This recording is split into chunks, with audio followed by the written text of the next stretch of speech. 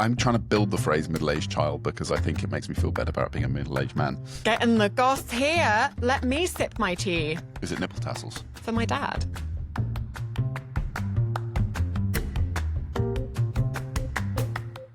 Welcome to the next episode of Yarn Library with me, Adam Cleveley. And me. One day you'll remember who you are. You'll remember who you are, Georgia. I just thought you say it so, like, breezy. And then I just have this brief moment. I go, it's like a deer in the headlights. Yeah. My name is Georgia at Tulipel on Instagram. It's like when I was in Munich and I was in the German class and everyone would in Munich, when you were in Munich. Oh yeah, didn't I tell you, darling? Your gap year in Munich. They went around the room to explain who everyone was, and I literally went back to my GCSE German. Ich heiße Adam. Ich wohne in Cambridge in the north of London. Right. Well, we're meant to talk about Game of War. I don't really feel like talking much about Game of War this week. Really? I feel that we have a unwritten contractual agreement or arrangement that we will discuss Game of War. So I do want to discuss Game of War because I do think there were some interesting things. I want to discharge that part of our contractual agreement with our many thousands of listeners. This is true. They will hold us to account. Are you really that, like, not... Is it really grating on you at this point? I feel a bit upset by it. I can't quite put my finger on exactly where it's losing me. I also find, like, it's something I'd really love to be knitting along to, and instead I'm also taking furious amounts of notes. That is true. I'd really love to just try and enjoy it one week, but instead I'm taking notes because I daren't get a word wrong when I'm taking down a quote. No, I know what you mean. And because it was late last night, I got right up to the television. I was right in front of the TV and the notepad. The kid's like, what are you doing? I have to focus on all the details. Yeah, I get to knit in the adverts. And then sometimes the adverts are interesting, so I've got to write... In the adverts, all I'm trying to do is reply to all of the people on WhatsApp who are messaging me, telling me what they thought of the last 10 minutes. No, I gave my phone to Dima last night because I posted a video for the first time in ages, and I was, getting trigger happy, going, "Oh, how's it doing? How's it doing?" And because that's what I do now, apparently. Mm-hmm. What? I gave my phone to my husband and just said, "Can you just keep my phone for a bit, please?" And then I got to kind of partially enjoy the episode. Well, that's partially. Lucky for some. Yes. Obviously, we're going to talk about Game of War. We're going to include spoilers. If you weren't aware, this is about to spoil everything for you. The spoiler library. The spoiler library, as we now know. It's interesting. Some people internationally have written in and said they don't get to watch the show and they enjoy being able to be caught up on it. So nice. I feel like we can do that bit of service. Yes, that I think is important, because if we just suddenly stop talking about it. Yeah, I just feel like I'm going to need to go off on some big old tangents here because there are some other things that I feel very strongly people about. Also seem to like the tangents. How very convenient that neither of us can stay focused. Oh my God, Georgia, we haven't written an agenda today.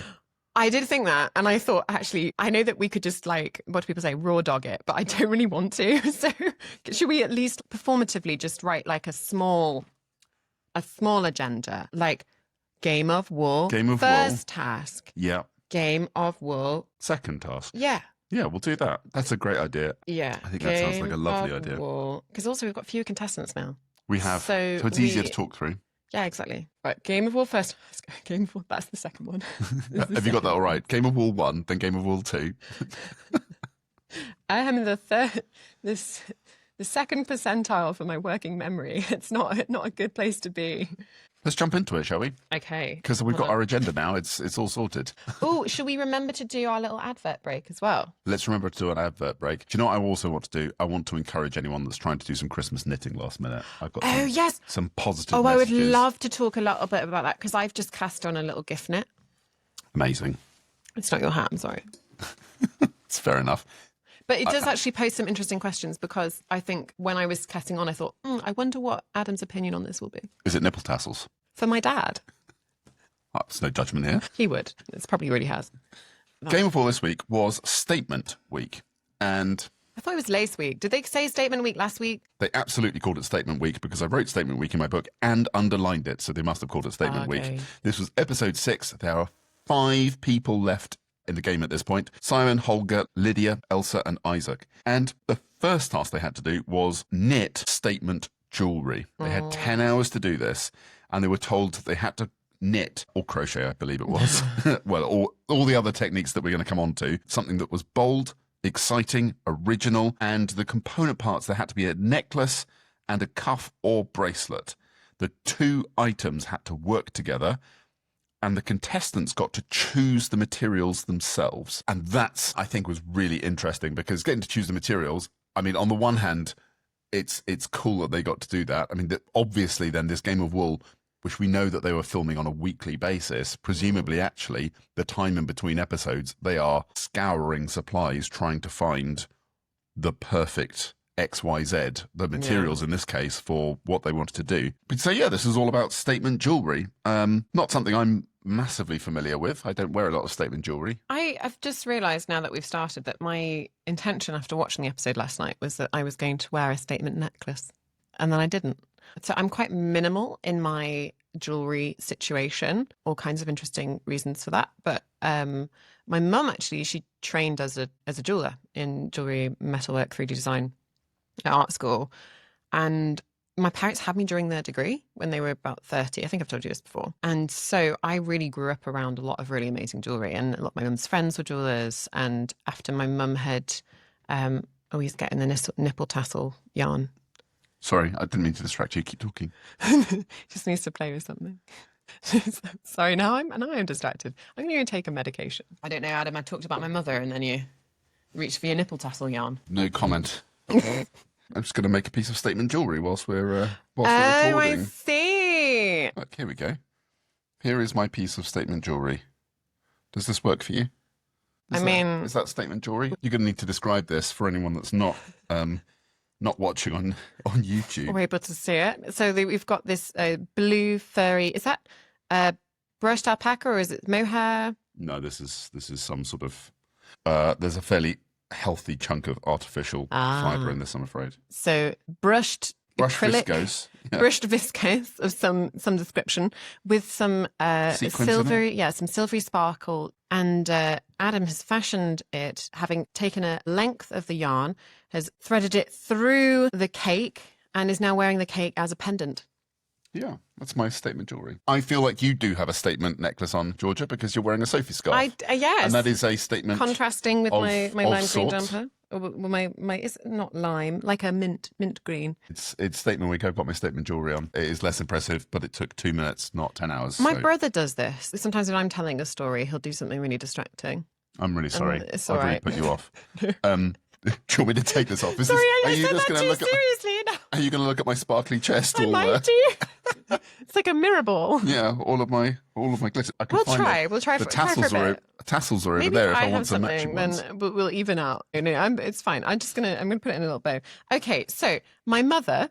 Yes. My mother trained as a jeweller. Yeah, so I very much grew up around jewellery. Much to her dismay, though, I seem to have fairly early on had quite strong aversions to metals and just really didn't like the smell of them or the colour of them. My dad also was a sculptor with a lot of casting and things like that.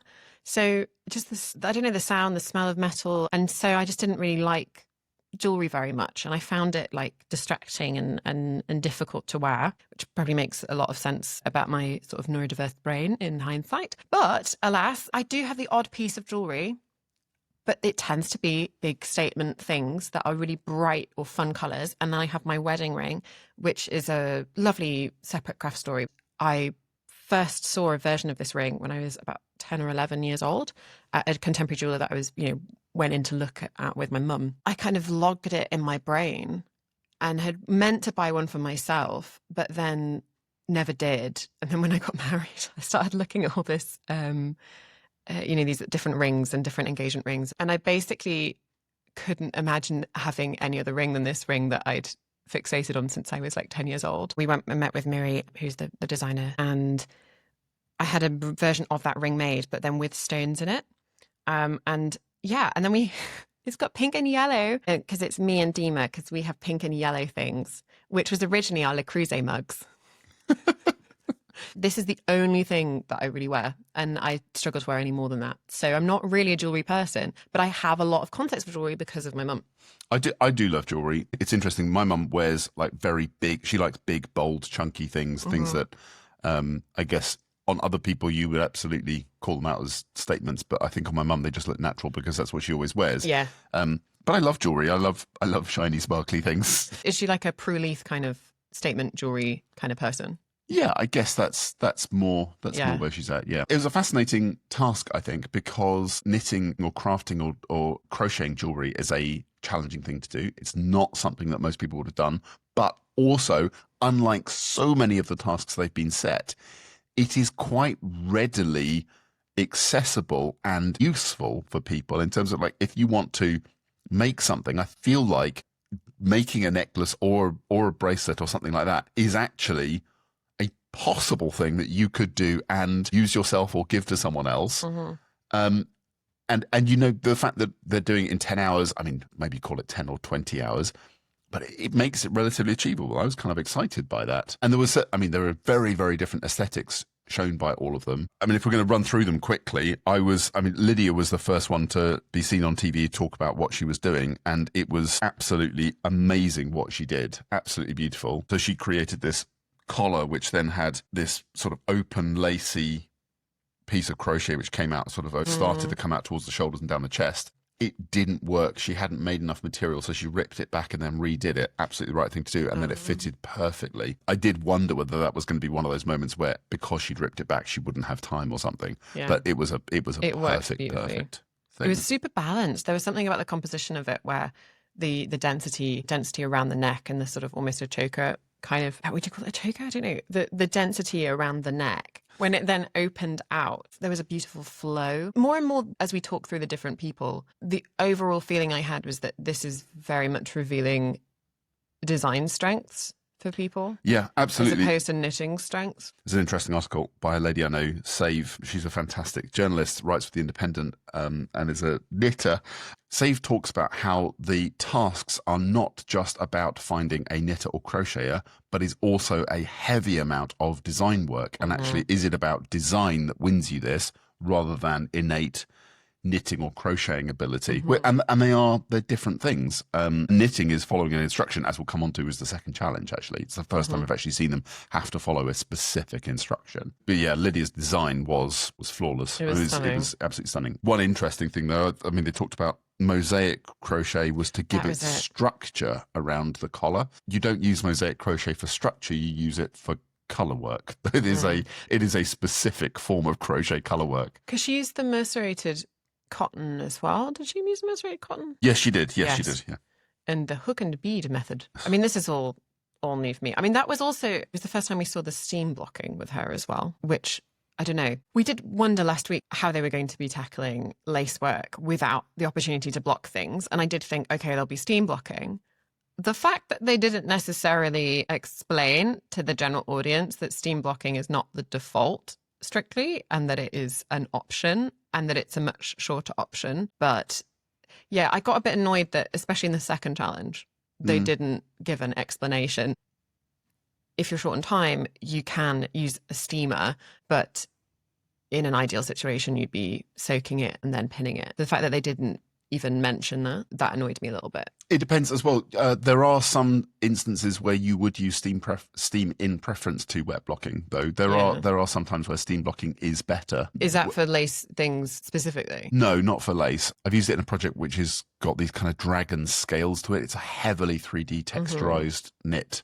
Yeah, I can see that. And because of that, what you actually need, you produce something that's heavily textured, and then what you need to do is you need to squash it together to get the texture to come up. Okay, granted. And so when the texture's up and when it's most pronounced, you need to block it in that shape. Okay. So you then use a heavy amount of steam, but you can't press it. So that's why you're throwing a lot of steam onto the object whilst it's compressed into this texturized state. That makes sense.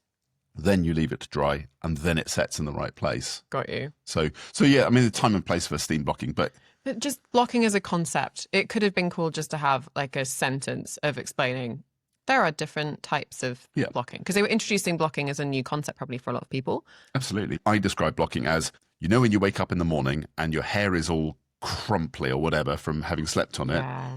When you wash it and you dry it, you can set it straight. That is what you're doing. You are blocking your hair just like you block wool. That is the same process, the same chemistry that goes on to flatten out fibres or straighten fibres or crumple them up intentionally if you want, but that's what you're doing. I mean, perhaps it was on my mind specifically because I am not wearing my promised vest that was promised last week and then again this week. It is finished.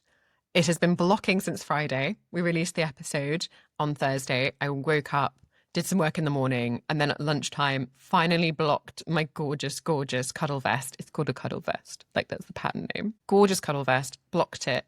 And it's been drying all weekend and it's still not dry. And I've given it like 2-3 goes in the hairdryer and it's still not, So I think because I'm hairdryer it. But I did a gentle waft. It was because I needed to evaporate the water from the foam underneath. Oh, I see. So the water was just basically collecting on it and not evaporating. Do you have a fan? Yeah. I just stick a fan on it. That's what I do. I mean, I was using a cool setting. Yeah, okay. Well, that's a relief. No, don't worry. Don't panic. That's all right. Take the pins out of the blocking and it just goes, just turns into one for a little doll. This is a bit of a tangent, sorry, but I do want your perspective on this. Because I've been holding 3 strands together. One, so there's a mix of fibers, but I did swatch, so I know we're good. So sea slug, Arroyo, Malabrigo, which is like very speckled, splashed neon brights, lots of colours, kind of a pink general hue. And then I held that with another strand of brushed Surrey alpaca that was, I think there was a lot of extra dye in that kept coming off and it made the whole thing really chalky.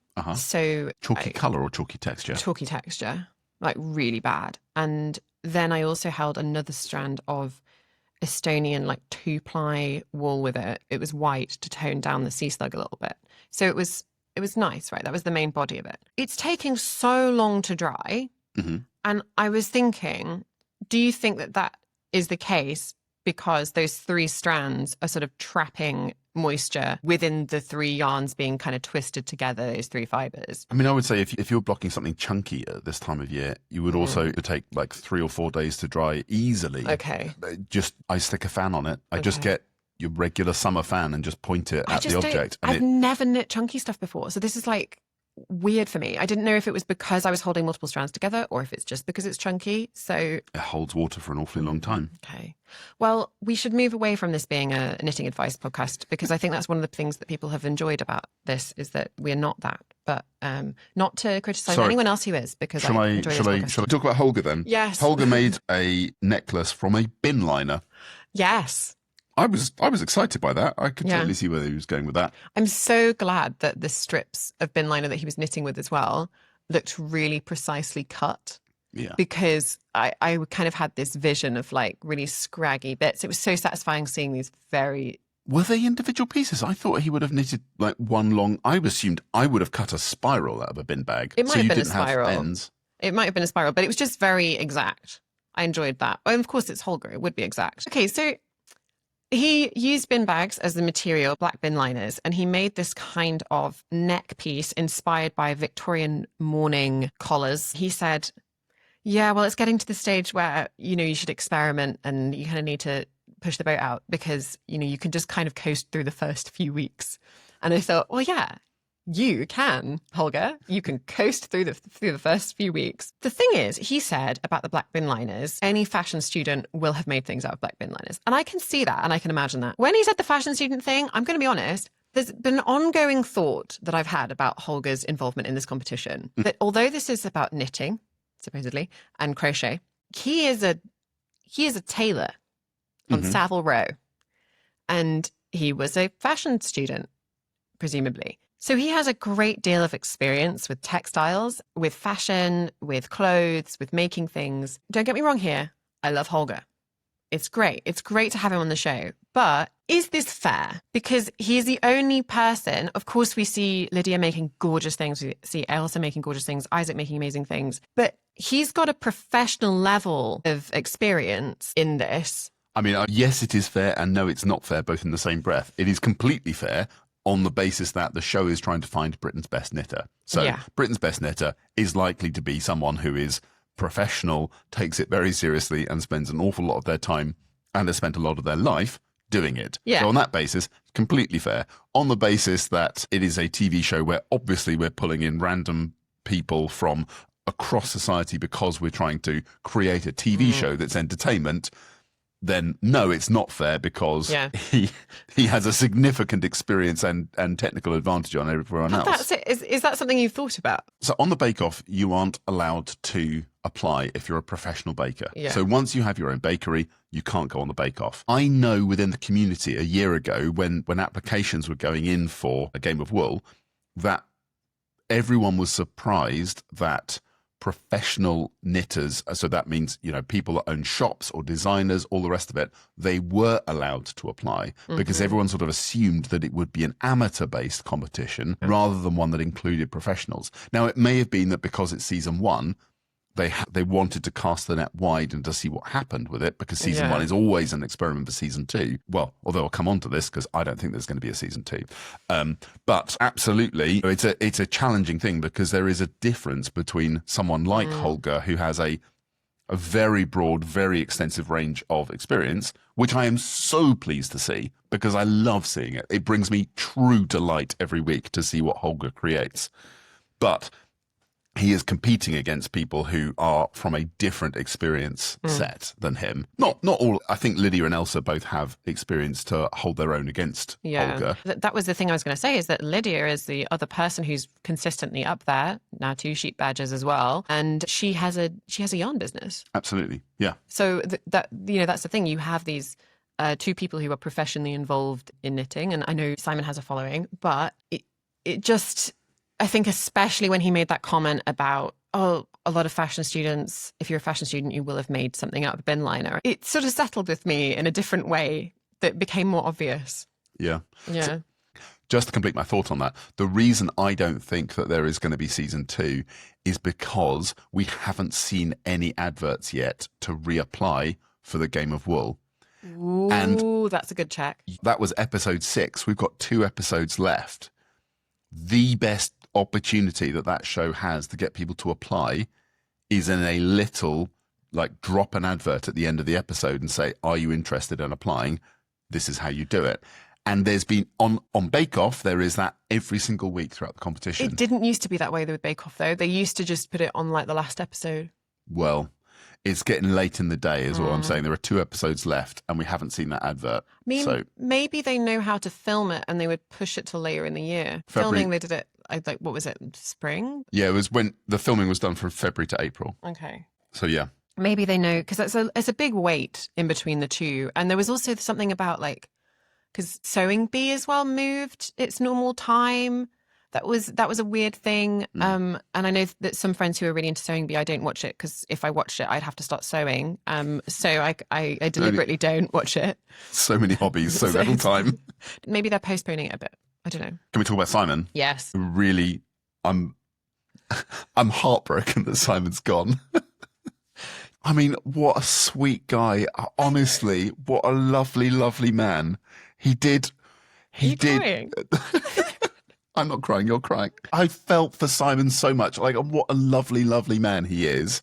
He's such a great guy, and I felt so sorry for him that he left the show. I know he had an amazing time. I know he wouldn't say that he was sad to leave because of the amazing experience and all the rest of it. But I just felt so moved. I know it was in the second part, but when he went to comfort Lydia and he, you know, the assurance he gave Lydia, that was so special.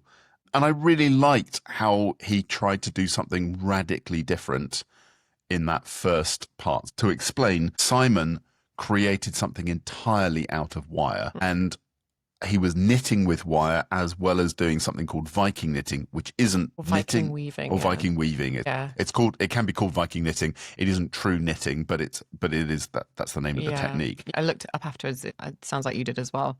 It's like, do you know what, Georgia? I didn't look it up because I thought I can bet my life on the fact that Georgia will have done 4.5 hours of research on this, practiced it, and then come along to record it. 4.5 hours. It's like 3.5. To be honest, I didn't dive too far in because I was just thinking, oh gosh, that's the can of worms around the terminology. Because from what I could see, some things were calling it Viking weaving, other things were calling it Viking knit. Well, I wasn't seeing an immediate consensus, and I was thinking, okay, this is an example where the language of knitting. Actually, the video I just released, one of the papers that is called knit is a 4-letter word. I'm sure I've mentioned it on this podcast as well. And so knit and knitting comes up in so many different contexts, even within craft itself. It's very difficult to kind of iron out exactly what the meaning is. But effectively, yeah, he was doing this wire Viking weaving knitting thing. Yeah. And what he created was, I mean, they said that's not a statement piece. Like, it's a statement piece. It was a huge metal object that you wear as a necklace. It's the same thing when they said about Isaac's wasn't a statement piece. Like, you're wearing a daisy the size of a dinner plate. How is that not a statement? I just don't know. Whatever. I just felt for Simon. It was very sweet what he created. So he made it, he talked about it, making it for his wife. He knitted something, created something out of wire. And on the front, it was the molecule oxytocin, and on the back, the fastening was a heart, which he knitted. Also, I mean, the reason I really felt for him is that I've tried a couple of times to knit with wire, and there is a lady, if you look up Malika Jewelry, she knits and crochets with wire. She does it with incredibly fine wire. It is very difficult to do. The problem with knitting with metal, have you done it, Georgia? No. But I don't want to mansplain. I've done, no, because as discussed in previous episodes, I've been around wire a what. And so I want the explanation of what it's like as a knitter, but I'm excited. So I'm trying to explain in a very long-winded way that you're not mansplaining at all. But I do also have an awareness around wire because of my parents' work. So yes. But the answer was no. No, I haven't knitted with wire, but I've done loads of stuff with wire. So the difficulty with wire when you knit with it, one of the many difficulties with wire, is that it doesn't flow backwards and forwards. Yeah. So once you're bending it all the time, whereas when you're knitting, you need a little bit of elasticity and slip forwards, backwards. Yeah. And wire doesn't do that. So you have to go down to really, really, really tiny, narrow gauge wire in order to be able to get that kind of quality that it can flow. Then, of course, what that leads to is breakage. And so it's very difficult to manipulate. It requires, if you go up too much in the gauge, it requires colossal amounts of force. As we know, Simon's got very strong hands. And as Holger unkindly said, your hands aren't designed for anything smaller than a sledgehammer. Simon's got a very good grip, I'll just say that. I mean, that was really, really challenging to be able to manipulate wire in that way. It was a beautiful thing that he tried to make, but it had a couple of ends pointing out and they didn't like that. If I'm going to be harsh, the oxytocin thing, I did think, I've seen that before. That is a thing. Did you? Yeah. And this sounds so mean. It's mean on so many levels. I don't mean to be mean, but I was like, oh yeah, that's a bit Pinterest. So rude. I know, exactly. But I didn't mean it in a savage way. I just meant I think I've seen that on Pinterest. And that's the thing that people do with the oxytocin molecule. I feel like I've seen that, but maybe I've also seen it in jewelry cabinets for contemporary designers or at a craft fair. I'm just saying, I felt like I'd seen it before. It was a familiar concept to me. And I use Pinterest as well, guys. I'm not shading on Pinterest, but I was like, oh yeah, I think that's something that's done the rounds on Pinterest or something. Whereas Holger's bin bag, you've I've never seen bin bags before. I had seen bin bags before. That was my point earlier. It's not exactly original. It's original in this context because no one else is a fashion student. Anyway, but again, that's sort of the design thing of oh yeah, I'm going to do the oxytocin thing. I could see his seriousness. I mean, great. I think it's cool. It is cool. But then the heart at the back, it just sort of wasn't quite giving the edgy oxytocin vibe. And then also when he said about the roof around the edges, because he had all of these poking out wire bits. Yeah. And it's like me, I'm rough around the edges.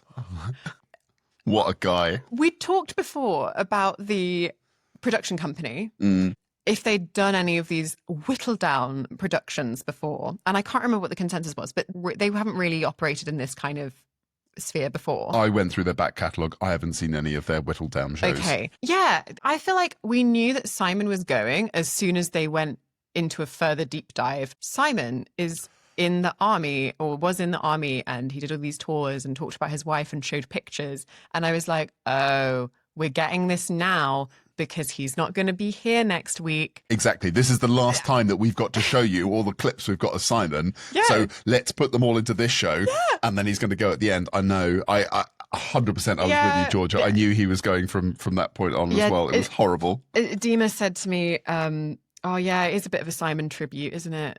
Yeah. So I wonder if they're kind of overdoing the foreshadowing in a way that it's like some kind of nature documentary where you meet the penguin and then later on the penguin like meets its untimely demise from the leopard seal or something.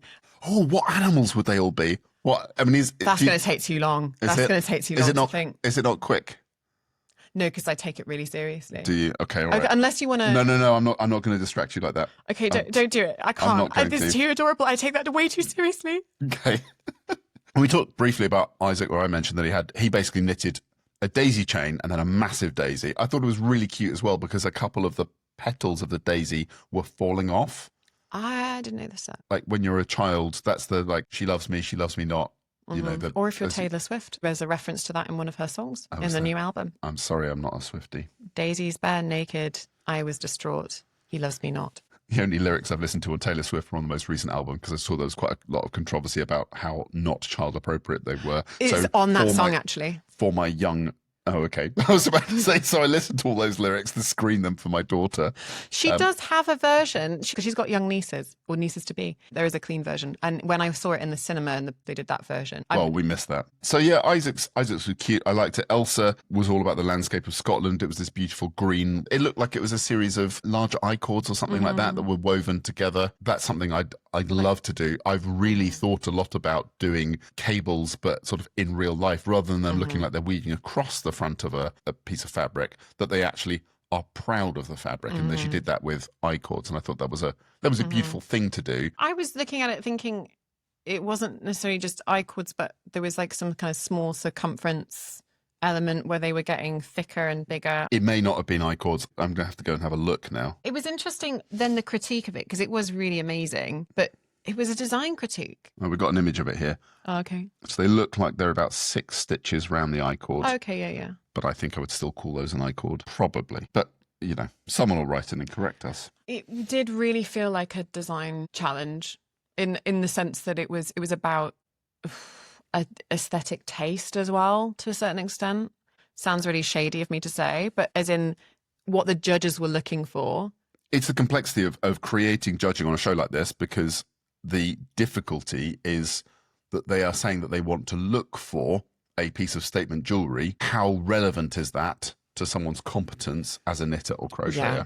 And that's a difficult. Exactly. The feedback that I also had was that, it would have been good to see some like moment of purple from the thistle carry up through the green, or some variation there, some expansion. And then on the cufflet, she kind of improvised. Was it improvised? I don't know. She added in a bit of extra wire. I mean, the way they cut that, it suggested that she took the idea from, or was inspired by Simon, took that idea and put that on the cuff. Yeah. And then the judges said it would have been nice to see that on the necklace. I agree, it might have been nice. Yeah. And I did also notice that Isaac, they said engineered again. Yeah, I wrote that one down as well. Yeah. I thought of you. And then I was waiting for all of their feminized compliments. Yeah, so that was that challenge. I mean, really the standout was absolutely Lydia. I mean, they were all statements in different ways, but Lydia's was just stunning.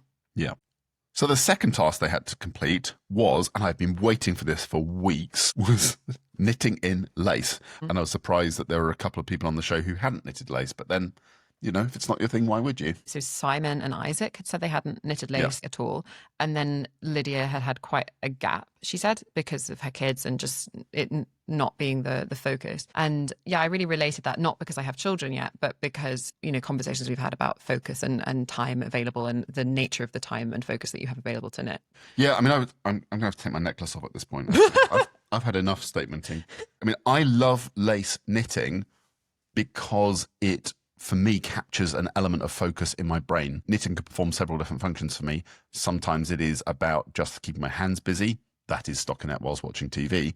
Sometimes it is about all-engaging focus, and that's much closer to something like lacework or stacked stitches or brioche, where you might be doing increases and decreases rapidly, or brioche techniques. Like those are things where you need to be watching carefully what you're doing and thinking a bit more. Fun colour work is becoming that for me, I think. I've just cast on a new pair of socks that I won't go into great detail about. Actually, my dad doesn't listen all the way through. It's fine. I'm knitting a pair of the herding hens stone knit socks with the chickens on there. Not super complex necessarily, but I just figured that I had the nice like palette cleansing chunky knit, and I've realized actually I do need a bit more to occupy my brain than just stockinette. And I'm going to do that by embracing lovely little colourwork socks. And Charlotte's socks are just so amazing. They're so cool. Sorry, Stone Knits is the account you're looking for. If you're looking for colourwork sock inspiration, have a look on Stone Knits on Instagram.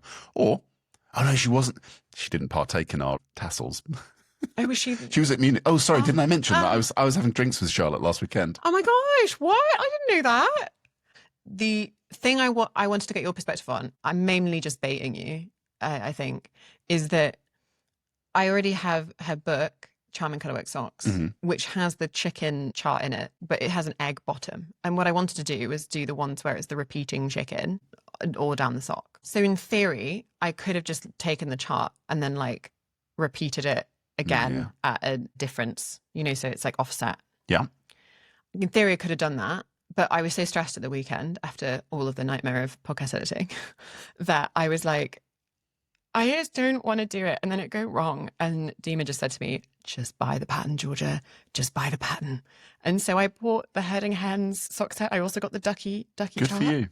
And when I was doing it, I thought Adam would be thinking, why did you just buy another pattern when you literally probably already have the chart? You just need to duplicate it and move it along. And I thought, you know what? I'm paying to not have the stress right now. Yeah. Too bloody right. Completely agree. Okay, fair enough. But yeah, I just thought I'm not remaking this chart and printing it out for myself. Like, it's not worth the time. I'm just going to buy the chart and support Stone Knits, and it's going to be fine. So yeah, and now I'm having a great time, and they're lovely. Are you also going to buy the see-through welly boots or gum boots if you're in the States? I can't get them in my size. If anyone knows where you can get them in like large UK 10.5, 11, for me, not for my father. For me, then please let me know. Okay, right. Sorry. So task two, they were all going to. So the team challenge was absolutely nothing to do with being on a team whatsoever. So what they had to do was construct a lampshade or a light shade. There were 5 sides to the light shade, and each of them had to knit an identical panel of lacework to go around the light. So there were 5 sides to it. And they were given a chart, which was 66 stitches across, 80 rows tall. That was the lacework. They all had to complete it. They had to knit with linen. And I have a lot of thoughts about that. Forgot about that. That's why I've got linen yarns all over this table. Oh, I'm so glad you brought this up. So also, because I talked to Di and Sheila about knitting with linen when I went to Edinburgh earlier this year. Getting the goss here. Let me sip my tea. So, and when I talked to Di and Sheila about knitting... Sorry, I tried to do that bit, but the tea bag string was in my mouth. When you go and people go... the housewives thing where they sip. So I'm sorry. I let you talk. I'm sorry. Yeah.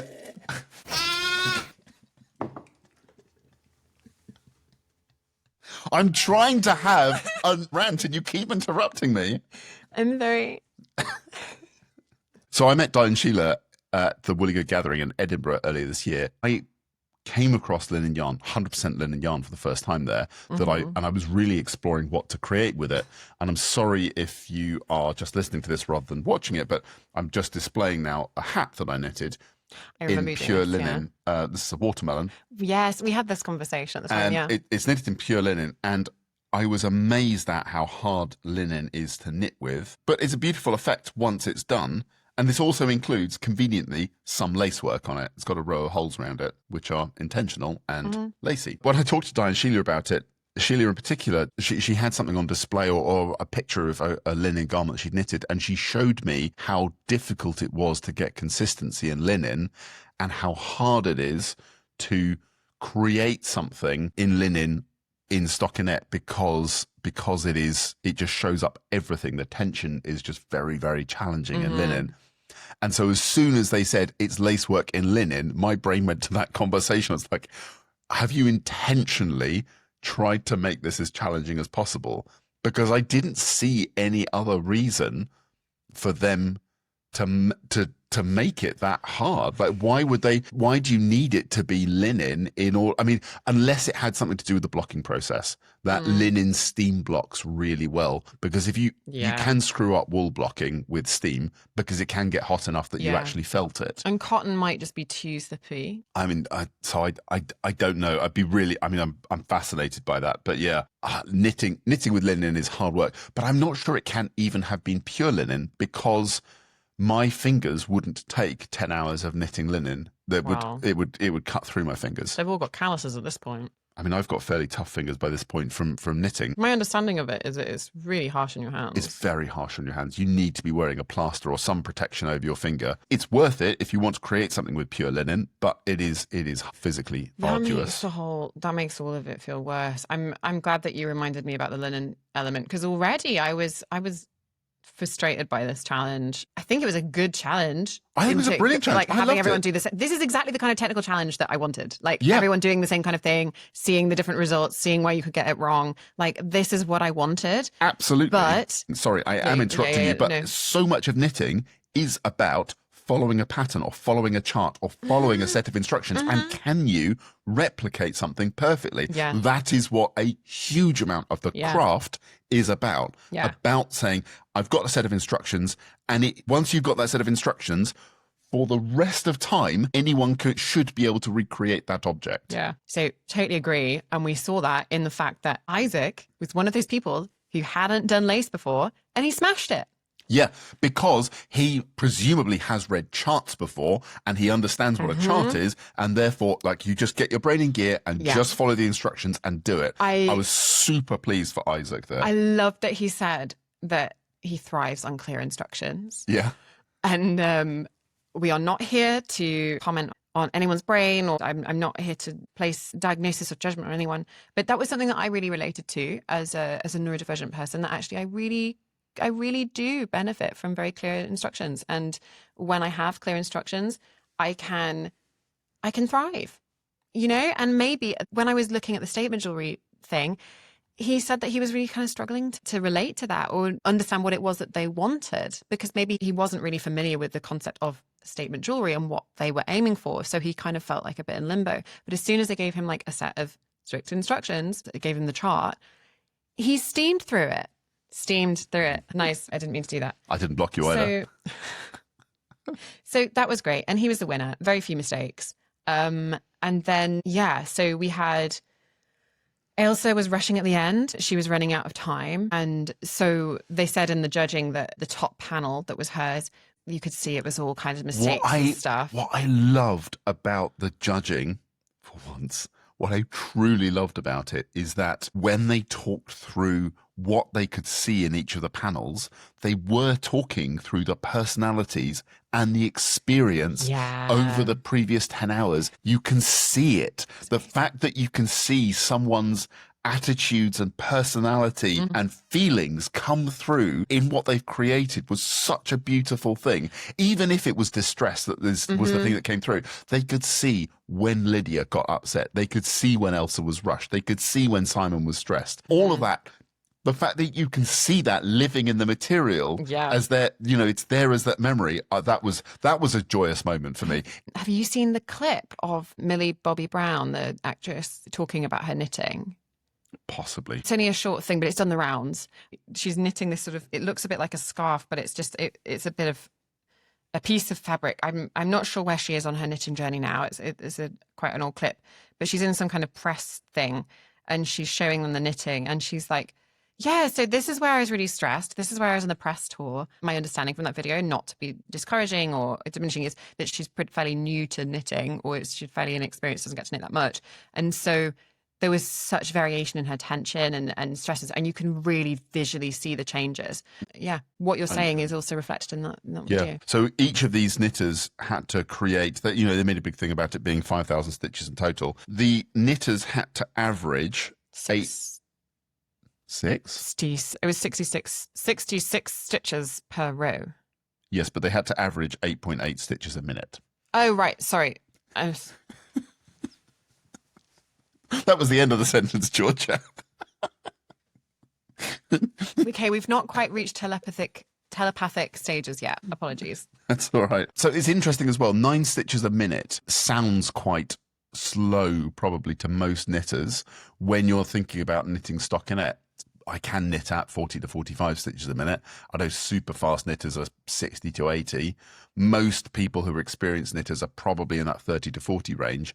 But when you do things like cables or lace work, it slows down so much, so much. Check, yeah. And it's not a big panel. I must confess, last night after the show, what I was trying to do was find that pattern because I was going to knit it for you and have it ready for today. I couldn't Ambitious. do it. I was going to try and do half of it because it was in 2 halves, and I reckoned. I wouldn't mind giving it a go. Maybe not in linen. I'd love to do it, but I couldn't find it. Yeah. Well, no, I wanted to do it in linen because I wanted to experience it. Because that's the other thing I want to talk about was the issue that they all had. So they made a big thing this week about them getting to choose their needles, whether they had circular needles or whether they had straight needles.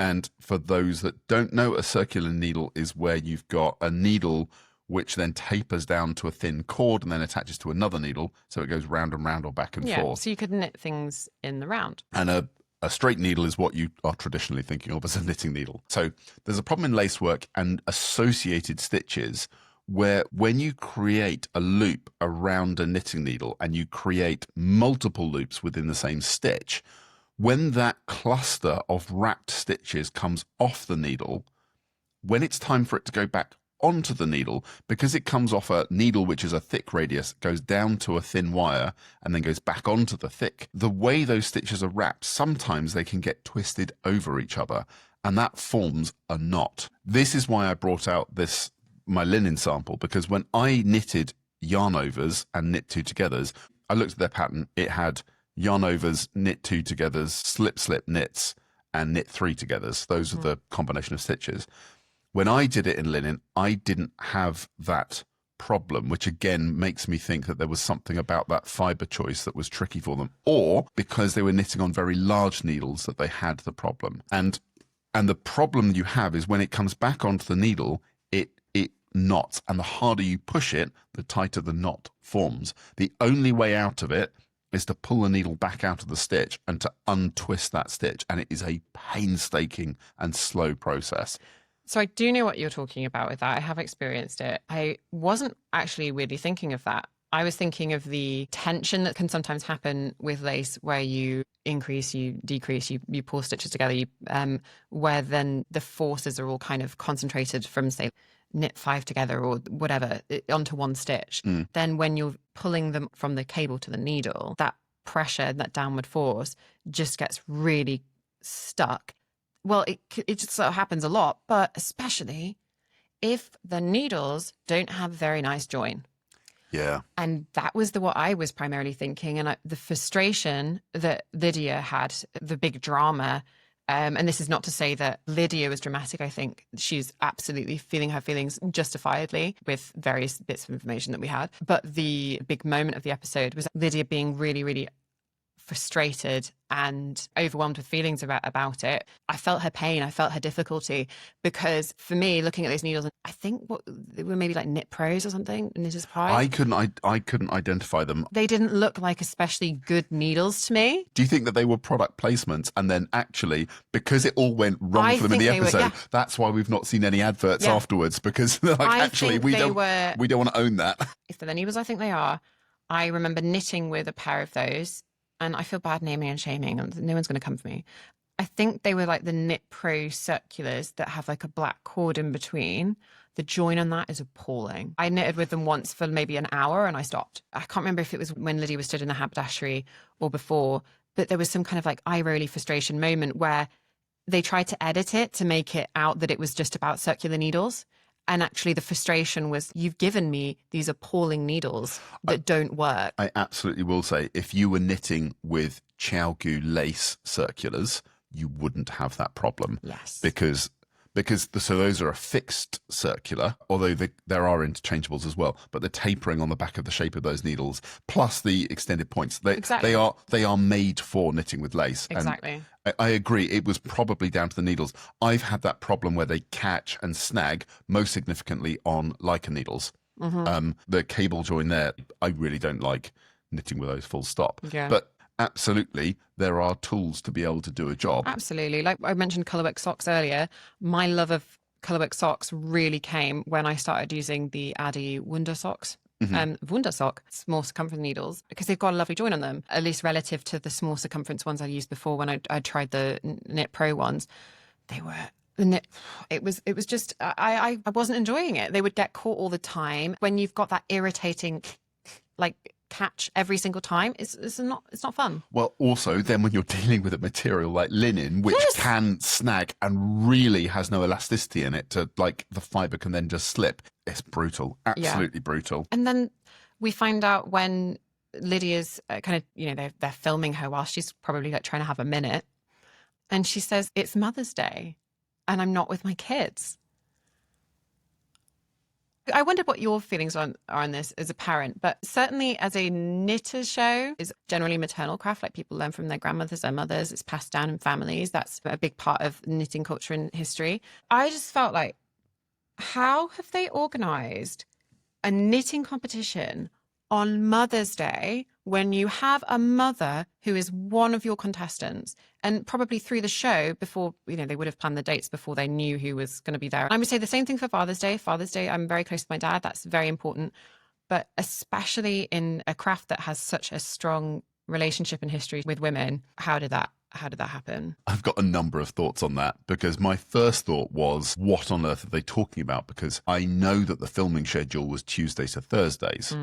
So maybe there was a deviation from that, but I had it on good authority that the filming schedule was Tuesdays to Thursdays. So the first thought that came through my mind was they've had to accommodate something else in the filming schedule, and then obviously I was the same as you, that is brutal to put it across Mother's Day.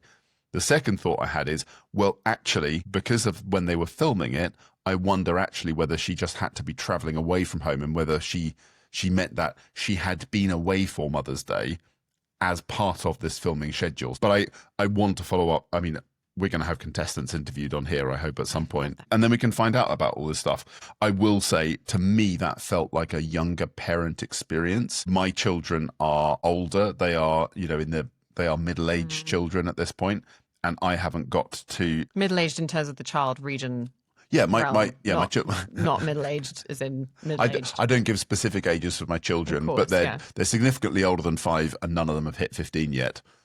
Yes, okay. So they're middle-aged children. I'm trying to build the phrase middle-aged child because I think it makes me feel better about being a middle-aged man. Anyway, with my children, absolutely, when they're young, Mother's and Father's Days are wonderful things, but my children haven't got to enjoy a Mother's or Father's Day as that for several years, because of the number of activities that they do at the weekends, which completely eat into that. And every year that comes round, it's just a recurring joke about the fact that Mother's and Father's Days don't exist for whatever else they're doing. And I know that it's a luxury that they're able to participate in so many different things. I did a lot of Scouts things when I was a child, and there's all different kinds of ways that kids can be doing things, and also parents as well can be working. Like, my mum was a nurse. She was a doula for a good couple of years, but then she went back to nursing.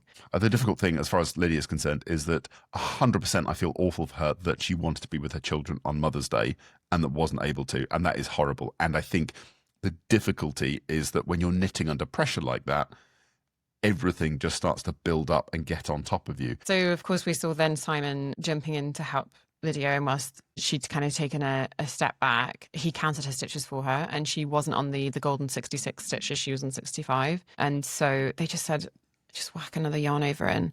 But the funny interaction there that was sort of amongst the contestants, Simon said to Lydia, who he'd been in a team with the previous week over the cardigan mismatch malarkey, if Holger can sew 2 halves of a cardigan together the wrong way round and still come first, you can chuck a yarn over in and you'll probably come first. There was a way they were trying to edit that so that it wasn't at the show's expense, but the vibe that I was getting from the contestants in that moment was just like, it's a bit of a free-for-all, so, just whack in another yarn over, because somehow if they can come first with that, then I'm sure you can come first with a bloody yarn over. It was a lovely bit of contempt for the show itself. Also, I'm just thinking now, the 2 different needles. You had the wooden needles, long, straight needles. They were wooden. The circular ones were metal. Different textures. Yeah. I like knitting with wooden needles because I find my stitches like slip off too easily. But I really like knitting with circulars. I don't like knitting with straight needles. I don't like the tension and pressure that it holds. Also with the linen and lace, if you knit with straight needles, you're not used to it. Like your arms and your forearms, it would be horrible in your hands. It would make it way worse because you're holding all the weight of particularly I felt in that section, there were images of them sort of leaning over on the sofas in really uncomfortable ways. There's a lot of chat online about how uncomfortable those sofas would be to sit on and knit in for 10 hours straight. And I think you really saw that as well. As we're having to show more footage from them actually completing it, it looked brutal. Didn't feel good. So we had Elsa rushing at the end. We talked about that. Elsa rushing at the end. We had Isaac did really, really well. Holger, I mean, he went for the straight needles rather than the circular needles. To be honest, everyone else's was more stand out to me, so I almost can't remember how Holger's went. The thing with Simon was that he didn't then finish it. The way that they framed it was because he'd helped Lydia. He then didn't have enough time to finish it. But he'd also not knitted lace before. There were sort of mistakes all the way through. And although they kind of framed it as him being this sort of gallant man, not quite like that, in a nice way. Like they framed it as, oh, he's fallen behind. How is gallant not being nice? No, but as in, I wasn't trying to say that sarcastically. Okay. It was so nice that he came to Lydia's aid and it was all, rescue mission. Like, I don't mean that. In his Viking armor. Yeah, in his Viking armor and there's been a military theme throughout. He had the little knight costume as well for the kids. That's true. So the mace.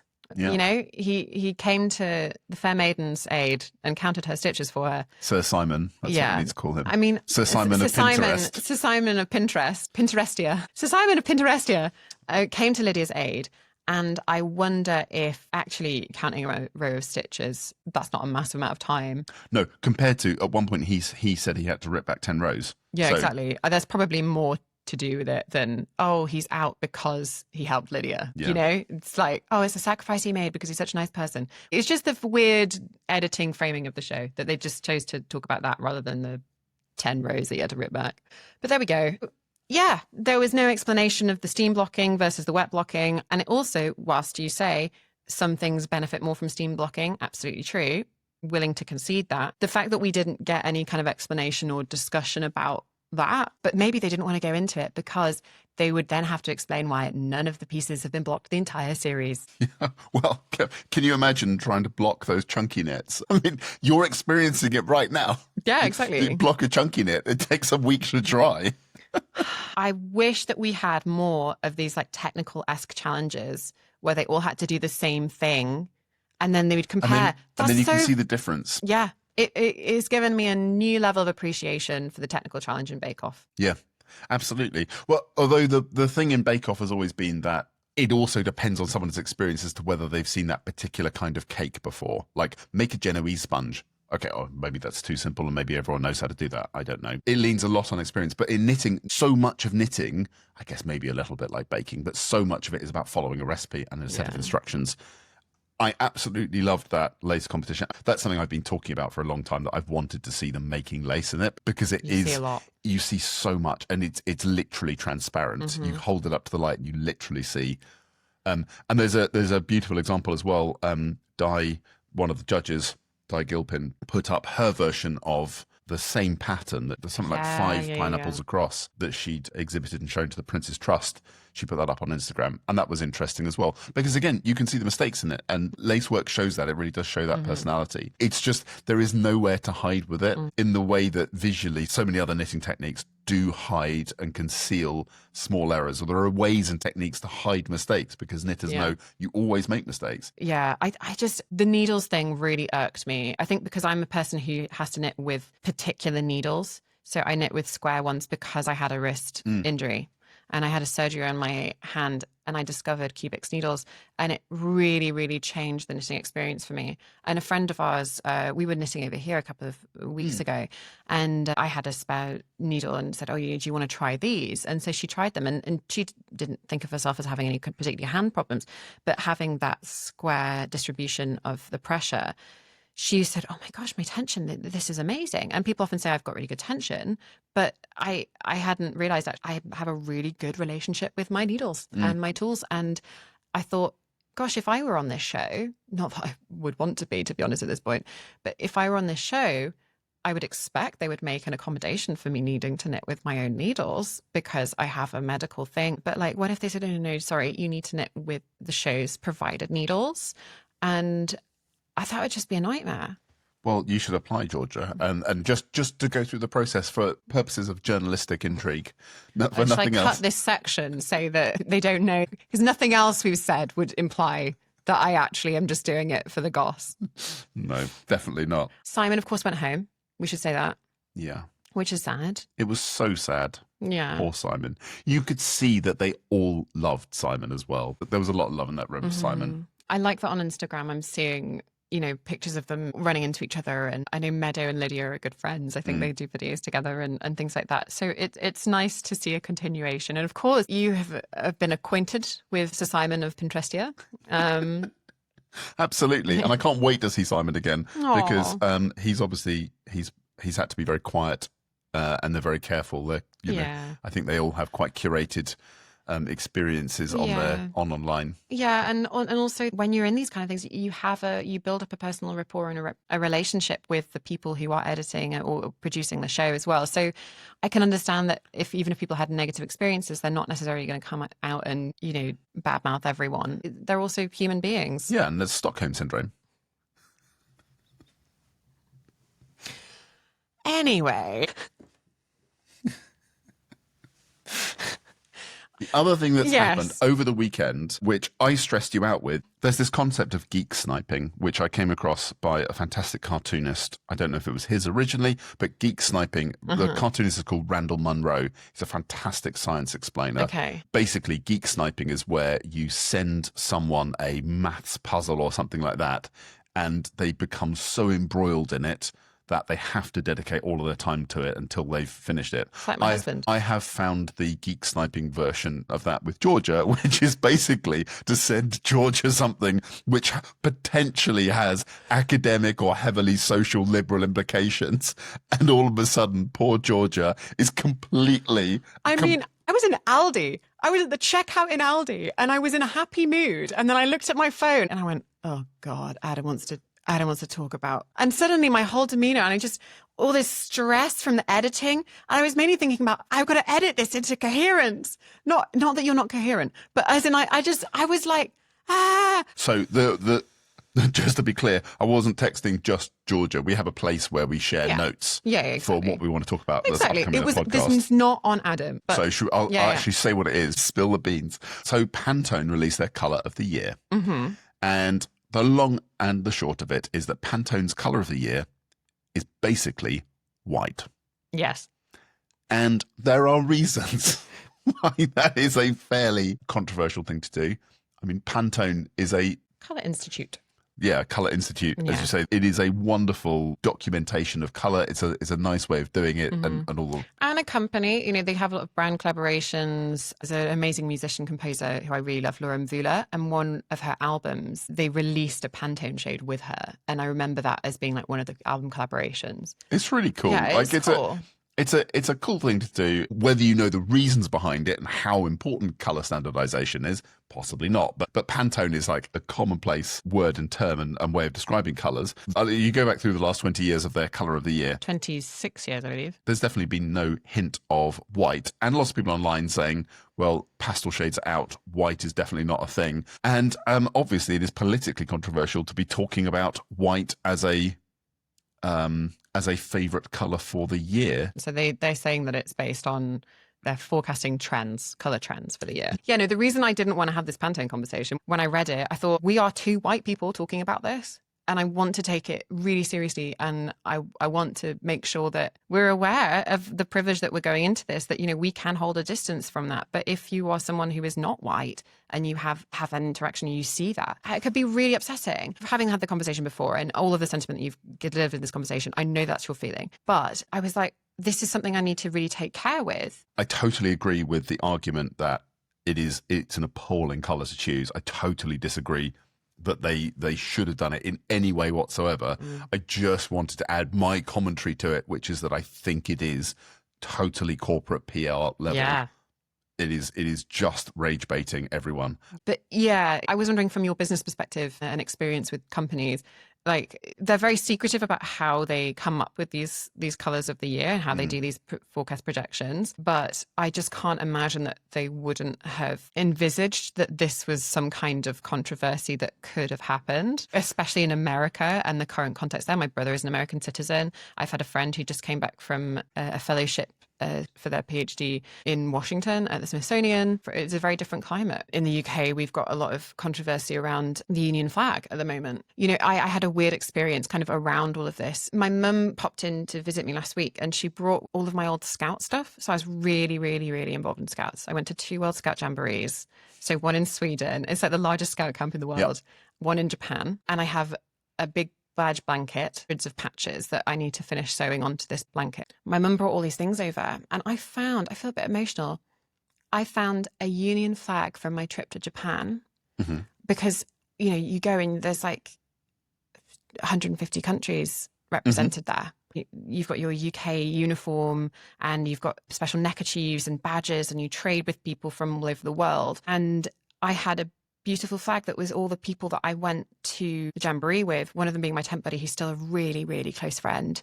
He's a crocheter and is really enjoying the podcast. My instinct when I found this flag, because we're in a completely different time, was, oh God. And then I open it out and I see all these wonderful messages from friends from all over the world written on this Union flag. It was a very interesting clash of like, oh, I don't want to put this up in my house, or I don't know what to do with it. When I saw this Pantone thing, I was like, white supremacy and the rise of that and racism, that's a very real threat for people. Interestingly, so it's very difficult online to actually get back to their announcement of it because now it is obliterated by the very harsh commentary online talking about how dare you say that white is the color of the year. Next year, yeah. When, they call it cloud something, don't they? It's Cloud Dancer. They call it Cloud Dancer. That's right, Cloud Dancer. But basically, it's white, and everyone knows it's white, and that's what they're calling it. But if you go back to the original launch of it, then there's this kind of tongue-in-cheek video that the president of Pantone does, talking about the controversy of it being white. But what she describes is that the controversy is that white is a color too. She doesn't address the main controversy about why white might be. Well, there was the thing carry on.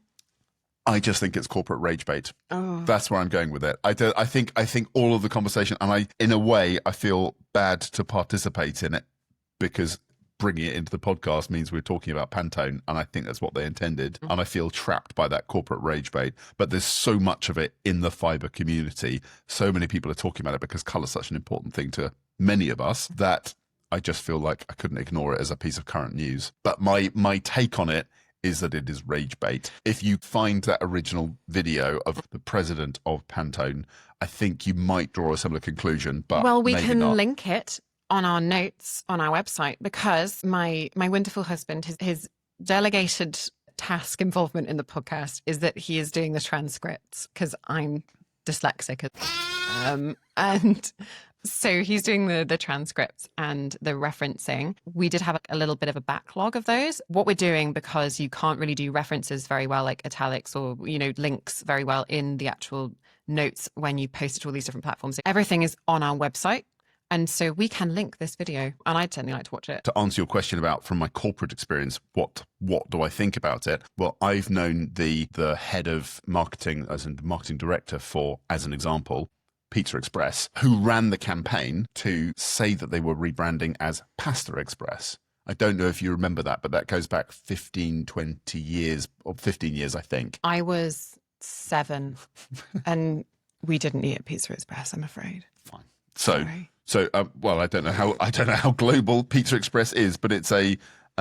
Actually, I did see a Pizza Express in China that wasn't actually a Pizza Express, but had a different name. So there we go. So they are maybe around. Maybe our listeners will know. But in the UK, there was a big campaign, say 15 years ago, that they were going to change their names to Pasta Express rather than being Pizza Express. They put out the press releases. They did everything to say that they were doing it, but it was pure rage bait for journalists. So journalists picked it up. They ran national stories in all of the papers. That was a pure PR stunt. They had absolutely no intention of rebranding to Pasta Express. But all it was is PR about creating conversation. Yeah. And so much of PR is just about, can you get your brand talked about by other people? That's what you want. And it's just about trying to get column inches. And I strongly think that Pantone have just taken a big risk and thought, do you know what? We're going to be a bit cheeky. Let's talk about this being a colour which is all about calm and peace and all the rest of it. Those are the values they're imbuing into it. And of course,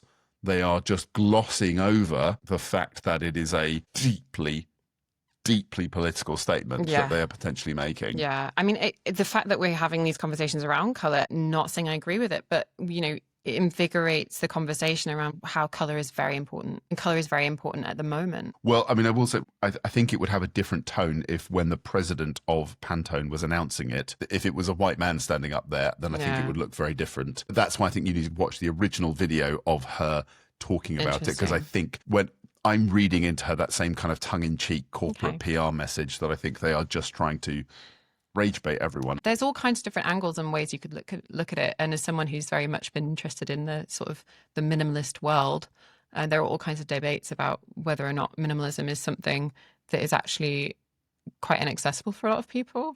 And it was fascinating for me, sorry to name drop, but when I was listening to Kay Fassett last weekend. And you're at Munich Knits? When I was at Munich Knits. Sorry, have I mentioned that before, Georgia? But he was talking about his obsession with white. For a long period, in his early artistic period, he was all about white and painting whites and using whites, and that he was obsessed with it.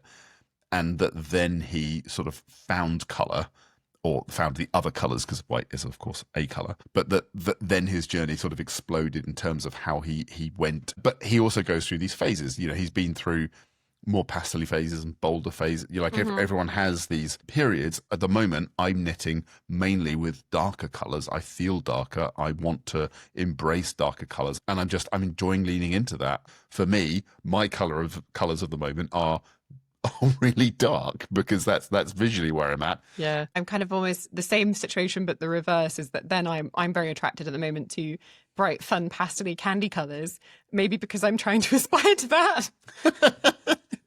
I think it's absolutely fine on a personal level to have these colour taste preferences. But when you're a big company like that, they know exactly what they're doing. A big company like that, they knew what they were doing. It's corporate rage bait. It's gutting. It's disappointing. I don't really want to participate in it. You know, there is an alternative colour of the year that we could, if you're like, nah, Pantone, I will no longer look to you as the source of my colour of the year in Intel.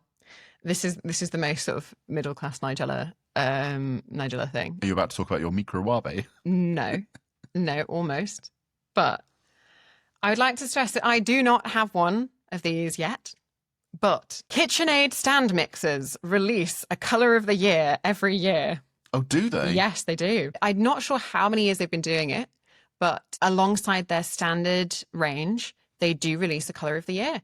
And I do wait with great anticipation to buy your latest KitchenAid stand mixer. To consider because I've not been 100% sold on any of the permanent range. I also don't have the kitchen counter real estate, both in the sense I don't own a house, but one day I would love to have a KitchenAid stand mixer, and they stopped making them as well as they used to. You can buy an extra part that you put in the mechanism that will strengthen and lengthen the life of it. That's a whole other thing about the quality of goods in the long term. I know that there's a Swedish one that I could get. I know. But I like the KitchenAid one. I bought into the division. They have been releasing these specialist colours for the last couple of years, and they are nice. There was one time where I very much almost like trigger bought a KitchenAid, and Dima thankfully talked me down and was like, we got to pay rent. Like this, it was not the right time. It was very much an impulse thought, and I didn't in the end. But they did a really gorgeous, vibrant fuchsia pink a couple of years ago that was very much the thinking of my ring and the yellow and the pink.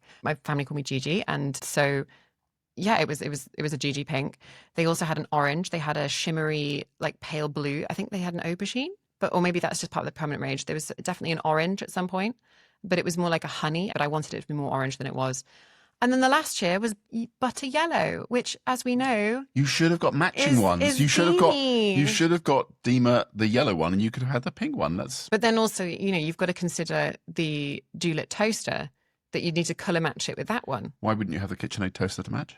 Out of interest? Because Julep ones are completely replaceable and you can take all the parts apart and order new parts. From an engineer perspective, you might be quite interested in the manufacturing of the Julep toaster. That sounds like a second podcast on the side for us. Yeah. The fact that even if it isn't a dog whistle, it looks like one, and it's just appalling to even flirt with that, I think, in today's environment. Yeah. It's horrible. Yeah. Georgia, I want to wrap up on something a little bit nicer than talking about KitchenAids. That's why I tried to lift the mood. Oh, you were KitchenAid right with mixers. KitchenAids. Oh, I messed it up. I'm sorry. Do you know what we're going to look at next week on the Game of Wool? I've forgotten again. We are going to be talking about, does that say chunky knits? It can't say chunky knits. Charity knits. They're doing, I think they're doing something from, you've got something out of a charity shop and you've got to make they said catwalk dress out of it. And then the other challenge is they called rags to bags. So that's going to be interesting. There was a controversy around Sewing Bee, and there's a video I will link to about this, where they had to make something out of crochet blankets that they got from charity shops, and they were cutting them up. There's a great video on YouTube that I will link in the website references show notes situation that goes into it in much greater detail than I will do justice now. But yeah, I wonder if we're going to see a bit of a situation of controversy there, because there was some kind of jumper with the sleeves chopped off it. It's going to be very interesting. Anyway, that's for next week. Yeah. You've been listening to the Yarn Library podcast with me, Adam Cleveley. And me, Georgia Denham, a tulip. Nailed it, Georgia. Well done. Thank you very much. It's my podcast voice. Is like this. Yeah. Ta-da! Ta-da, the end. You've been listening to Yarn Library Podcast with Adam Cleveley at Cleveley Knits and me, Georgia Denham at Tulip. If you enjoyed this podcast, please like, share and subscribe. And if you didn't,